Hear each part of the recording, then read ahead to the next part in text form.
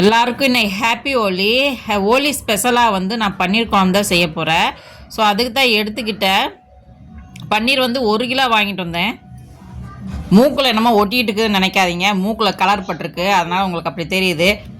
அப்புறம் வந்து பன்னீர் வந்து நல்லா வெங்காயம், தக்காளி, இஞ்சி, பூண்டெல்லாம் போட்டு நல்லா கிளறி விட்டு அரைச்சிக்கலாம். பச்சை பன்னீரை போதிய முளைகளுக்கு எடுத்து சாப்பிட்றதுக்கு. நான் வந்து வடை சுடுறதுக்காக எல்லாம் அரைச்சி வச்சுருந்தேன். அதுலேயே வந்து எல்லாம் போட்டு அரைச்சிக்கலாம். கொஞ்சம் பன்னீர் வந்து சேர்த்தி அரைச்சிக்கலாம், அப்போ தான் வந்து குழம்பு நல்லாயிருக்கும். அப்புறம் செஞ்சு விட்டு அதையும் வந்து நான் சேர்த்திக்கிட்டேன். அப்புறம் வந்து எண்ணெய் ஊற்றி பட்டை கிராம்பெல்லாம் போட்டுட்டு அப்புறம் வந்து கொஞ்சோண்டு பேஸ்டெல்லாம் போட்டு நல்லா கலக்கி விட்டு கொஞ்சம் மஞ்சத்தூள், மிளகாத்தூள், உப்பு, அப்புறம் வந்து பன்னீர் மசாலா இருந்துச்சு, அதையும் சேர்த்திட்டு பட்டாணி வந்து ஒரு 1/2 கிலோ வாங்கிட்டு வந்தேன், அது உரிச்சு அதையும் சேர்த்திக்கிறேன். பன்னீர் வந்து 1 கிலோ பன்னீர் எல்லாம் சேர்த்து நல்லா தண்ணி ஊற்றி கொஞ்சம் கிளறி கொஞ்சம் நேரம் மூடி வச்சிட்டாக்கா பன்னீர் குழம்பு ரெடி ஆயிரும்.